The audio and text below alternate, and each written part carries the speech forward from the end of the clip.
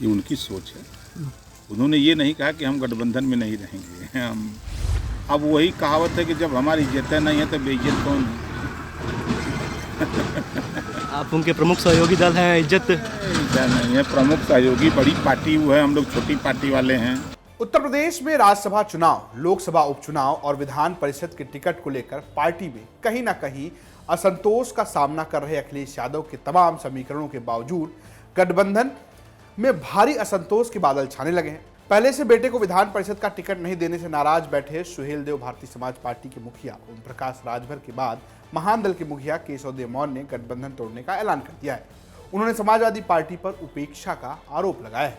इस खबर से पहले आपको बता दें कि कुकू एफएम पर आप ऐसी ही कई सियासत, क्राइम और खेल से जुड़े किस्से सुन सकते हैं।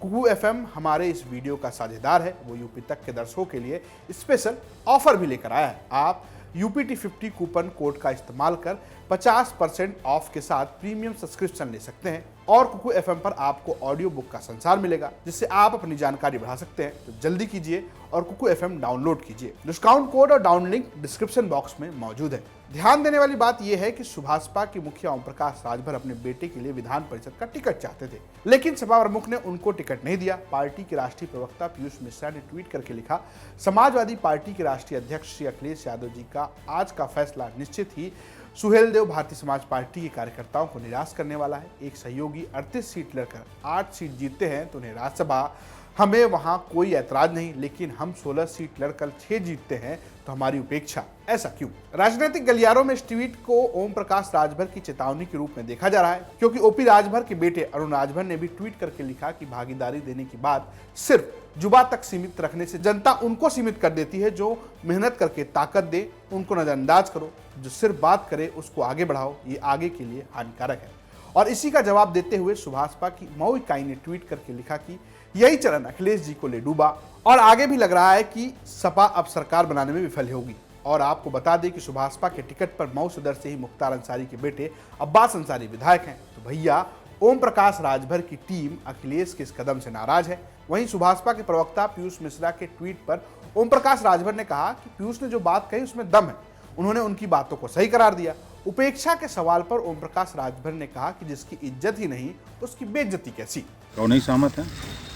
जो सच है तो सच तो स्वीकार करना पड़ेगा सबको। तो ऐसे में क्या लगता है कि सुभाषपा की उपेक्षा सपा कर रही है? अब उपेक्षा, अब वही कहावत है कि जब हमारी इज्जत नहीं है तो बेइज्जत कौन है।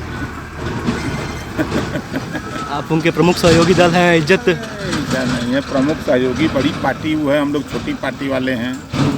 हम लोग अभी पूर्वांचल में जाने जाते थे, अब धीरे धीरे पूरे प्रदेश में समाजवादी पार्टी गठबंधन और भारतीय जनता पार्टी गठबंधन के बाद से हम लोग पूरे प्रदेश में नहीं पूरे देश में जाने जा रहे हैं। ये कम है? MLC क्या चीज़ है? गठबंधन करके हमने चाहे भाजपा से किया चाहे सपा से इतनी तो ख्याति प्राप्त ही कर लिया कि अब लोग सवाल खड़ा करने लगे कि आपकी उपेक्षा हो रही है।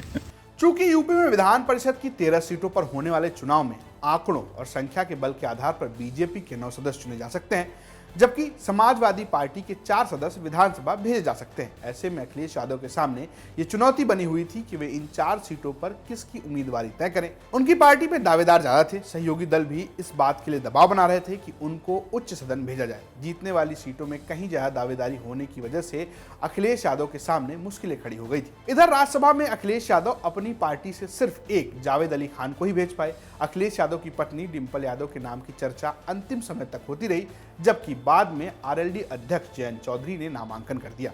इस बात को लेकर जहां चर्चा रही कि RLD के नामांकन कर जयंत चौधरी ने सपा को मिलने वाली एक सीट पर राज्यसभा जाने में सफलता हासिल की, तो वहीं अखिलेश रणनीतिक रूप से इसमें अपने गठबंधन के साथी को साथ रखने के लिए समझौता करते रहे। नाराज आजम खान को देखते हुए कपिल सिब्बल को साथ देने का फैसला भी अहम है, क्योंकि कपिल सिब्बल ने आजम को जमानत में अहम भूमिका निभाई थी। नतीजा ये कि सपा के खाते में 3 सीटों में से एक पर RLD, एक पर निर्दलीय राज्यसभा पहुंचे, जबकि सपा की अब सिर्फ एक सीट रह गई। लोकसभा उपचुनाव के लिए आजमगढ़ सीट से अखिलेश यादव ने पहले सुशील आनंद का नाम फाइनल किया था, पर वक्त पर धर्मेंद्र यादव ने नामांकन कर दिया।